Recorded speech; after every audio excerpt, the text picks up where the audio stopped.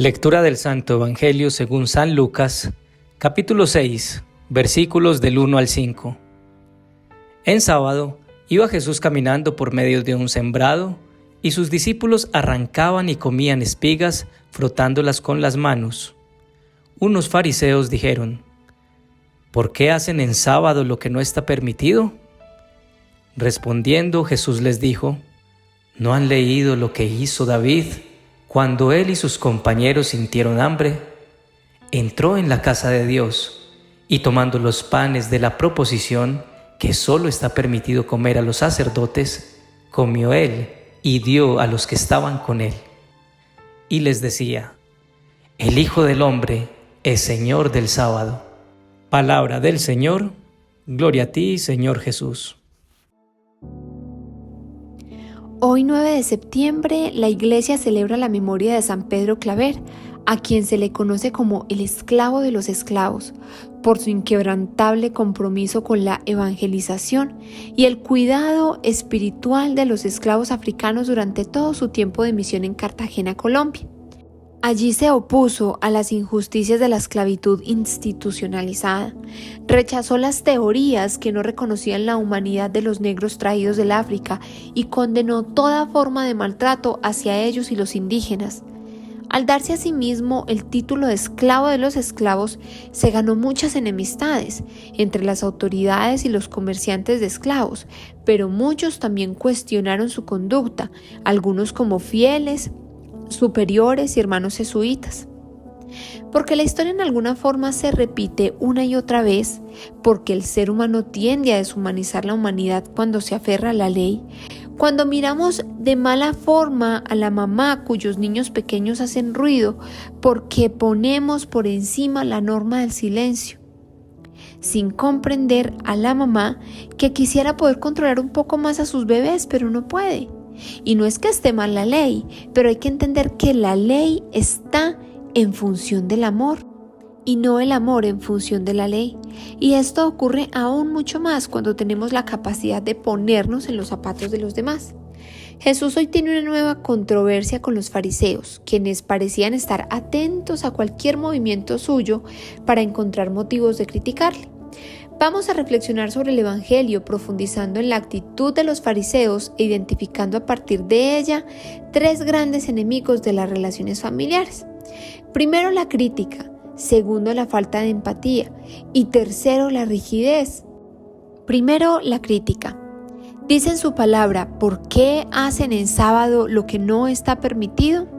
La crítica constante crea un ambiente de negatividad y desconfianza en las relaciones.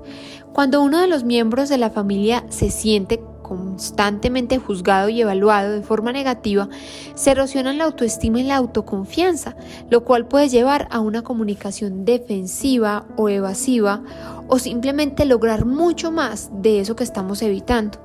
En lugar de abordar los problemas de manera constructiva, la crítica puede intensificar los conflictos y hacer que las personas se sientan heridas y resentidas.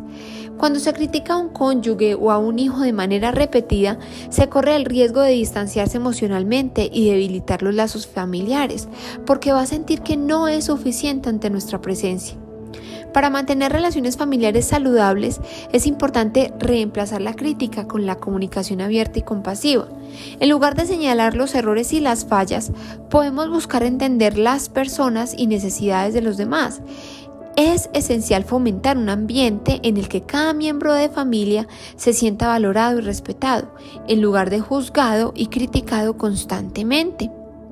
Con respecto a la crítica, recordemos las palabras de Jesús en Mateo capítulo 7, versículos del 1 al 5. No juzguen para que no sean juzgados, porque el juicio con que juzgan serán juzgados, y con la medida con la que midan se les medirá. ¿Por qué te fijas en la astilla que tiene tu hermano en el ojo y no le das importancia a la viga que está en el tuyo? ¿Cómo puedes decirle a tu hermano: déjame sacarte la astilla del ojo, cuando ahí tienes una viga en el tuyo? Hipócrita, sácate primero la viga de tu ojo y entonces verás con claridad cómo sacar la astilla del ojo de tu hermano.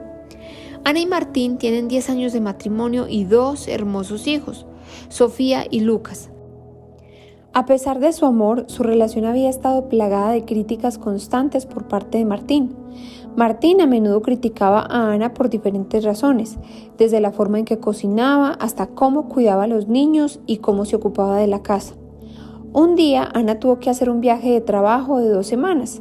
Esto dejó a Martín a cargo de todas las responsabilidades del hogar y de cuidar de Sofía y Lucas. Al principio, Martín pensó que sería por un periodo tranquilo, pero rápidamente se dio cuenta de lo que Ana hacía día tras día y cómo había sido injusto con sus críticas en el pasado. Durante esta semana, Martín tuvo que levantarse temprano para preparar el desayuno y empacar las loncheras de los niños, ayudarlos con sus tareas escolares. Se dio cuenta de la cantidad de esfuerzo que Ana ponía en asegurarse de que todos estuvieran bien y se sintió culpable por haberla criticado tanto en el pasado. Al final de la semana, Ana regresó a casa y Martín la recibió con una sonrisa. Le contó todo lo que había aprendido y se disculpó sinceramente por todas las críticas injustas que le había hecho en el pasado. Esta experiencia transformó su relación. Martín había comprendido lo importante que era apreciar y apoyar a su esposa en lugar de criticarla constantemente. Decidieron trabajar juntos como un equipo, compartiendo responsabilidades de manera más equitativa y construyendo una relación más sólida. Segundo, la falta de empatía. Dice el Señor en su palabra: ¿no han entendido lo que hizo David cuando él y sus compañeros sintieron hambre? Entró en la casa de Dios y tomando los panes de la proposición que solo está permitido comer a los sacerdotes, comió él y dio a los que estaban con él. La respuesta de Jesús a los fariseos que le criticaron por arrancar y comer espigas en sábado es tomada del primer libro de Samuel, capítulo 21, versículos del 1 al 6. David se fue a Nob, donde estaba Ahimelech, el sacerdote. Ahimelech, al salir a recibirlo, se asustó y le preguntó: ¿por qué vienes solo? ¿Por qué no hay nadie contigo? David le respondió: el rey me ha encargado un asunto secreto y me ha dicho que no debo decirle nada a nadie. Por eso te he dicho que me des 5 panes o lo que tengas a mano.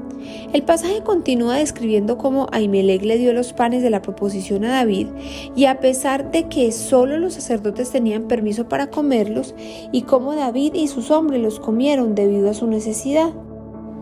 En este pasaje bíblico recordado por Jesús a los fariseos, se muestra la empatía del sacerdote por el hambre extremo que David tenía. El pasaje bíblico continúa describiendo cómo Ahimelech le dio los panes de la proposición a David, a pesar de que solo los sacerdotes tenían permiso para comerlos. En ese momento, Ahimelech sintió empatía por David y puso el amor por encima de la ley. La falta de empatía puede ser un enemigo silencioso en nuestras relaciones familiares. Cuando no nos tomamos el tiempo para entender los sentimientos y las necesidades de nuestros seres queridos, podemos causarles heridas profundas. Ignorar sus luchas y preocupaciones puede dejarlos sintiéndose solos y desatendidos, lo que a la larga puede ser motivo de problemas mayores en las relaciones. Marta era una madre que a menudo estaba tan absorta en sus propias preocupaciones que pasaba por alto las necesidades emocionales de su hijo. Juan, un adolescente introvertido que solía enfrentar problemas en la escuela y lidiar con el matoneo de sus compañeros. Un día, después de una mala experiencia en la escuela, Juan regresó a casa sintiéndose abrumado y triste. Esperaba que su madre notara que su estado emocional no estaba bien y le ofreciera apoyo. Sin embargo, Marta no prestó mayor atención a la angustia de su hijo. Juan, desilusionado por la falta de empatía de su madre, se refugió en su habitación. Se sintió solo y abandonado en sus luchas. Días después, Juan comenzó a llegar tarde de la escuela reiterativamente, algo que llamó la atención de Marta. Al preguntarle, Juan le indica que estaba yendo después de la escuela a la casa de un amigo, de quien se sentía escuchado. Finalmente compartió sus problemas con su madre. Marta, al enterarse de lo que había estado ocurriendo, sintió una mezcla de tristeza y remordimiento y se dio cuenta de que había estado tan enfocada en sus propias tareas que había descuidado las necesidades emocionales de su hijo. A partir de ese momento, Marta se comprometió a ser más consciente de los sentimientos de Juan y a ofrecerle su apoyo incondicional. A través de la comunicación abierta y la empatía, madre e hijo reconstruyeron su relación y encontraron la fortaleza para enfrentar juntos los desafíos de la vida. Y tercero, la rigidez. Los fariseos eran caracterizados por el cumplimiento estricto de la ley. Sin embargo, en su rigidez era habitual que usaran el pretexto de la ley para ocultar su falta de amor y misericordia hacia las personas. La rigidez en las relaciones familiares puede ser un obstáculo para la armonía y el entendimiento mutuo. Cuando nos apegamos rígidamente a nuestras creencias, normas y expectativas, podemos perder de vista la necesidad de adaptarnos a las circunstancias cambiantes y a las diferencias individuales. Esta falta de flexibilidad puede generar tensión y distancia entre los miembros de la familia. Alejandro era un hombre profundamente religioso que creía en la importancia de la oración y la devoción. Todas las noches, antes de acostarse, obligaba a sus hijos a rezar el rosario con él. Para él era una tradición sagrada que transmitía a su familia. Sin embargo, con el tiempo, esta práctica se convirtió en una rutina religiosa rigurosa para Sofía y Lucas, quienes rezaban por temor a la desaprobación de su padre. La religión se había vuelto una carga en lugar de una fuente de amor y gracia. Alejandro, notando la fricción con sus hijos, decidió hablar con su mejor amigo sobre la situación. Su amigo también era un hombre religioso, pero tenía una perspectiva diferente sobre la fe y la devoción. Le aconsejó a Alejandro que considerara cambiar su enfoque y acercar a sus hijos a la religión desde una perspectiva de amor en lugar de rigidez. Alejandro, inspirado por la conversación con su amigo, decidió tomar su consejo. Esa noche, en lugar de pedirles a Sofía y a Lucas que rezaran el rosario, los invitó a sentarse a su lado y preguntó cómo se sentían al respecto de la fe y la oración. Los niños compartieron sus sentimientos de temor y obligación. Con paciencia y amor, Alejandro fue cambiando su enfoque y explicó que la religión no debía sentirse como una carga, sino como una expresión de amor y conexión con Dios. Les contó historias de su propia relación con Dios y cómo la fe había sido una fuerte fortaleza y consuelo en momentos difíciles de su vida. En lugar de imponerles la práctica del rosario, Alejandro les dio la opción de elegir cómo deseaban conectarse con Dios, y poco a poco comenzaron a explorar juntos otras formas de expresar su fe, como la lectura de la Biblia, la reflexión y la oración personal. Alejandro les mostró que Dios los amaba incondicionalmente y que la relación con Él debía ser una experiencia de amor y no de miedo. Con el tiempo, Sofía y Lucas comenzaron a encontrar su propia conexión con la fe y a sentir el amor de Dios y de la Virgen María tras sus vidas. Se acercaron a la religión por elección y por amor. Hoy Alejandro y sus hijos han vuelto a rezar el rosario cada noche, pero esta vez como un acto de amor y no de obligación. Oración. Amado Señor, gracias infinitas por tu palabra y por la obra de Jesús, quien siempre dio su testimonio de amor a los demás y lo sigue dando cada día con nosotros. Te pedimos que, siguiendo su ejemplo, seamos testimonio de su amor en nuestras vidas, dando amor y teniendo misericordia hacia nuestra familia y las personas que nos rodean. Te rogamos que limpies de nuestra vida la crítica, la falta de empatía y la rigidez. Tres enemigos en nuestras relaciones familiares y que en su lugar nos ayudes a ser agradecidos y comprensivos. Ayúdanos a reflejar tu amor en nuestra casa, en nuestros trabajos, en la iglesia, en las comunidades a las que pertenezcamos. Te lo pedimos en el nombre de Jesús, por el Inmaculado Corazón de María y la fuerza del Espíritu Santo. Amén. Comparte este evangelio y ayuda a más familias a fortalecer sus relaciones por medio de la palabra de Dios. Dios te bendiga.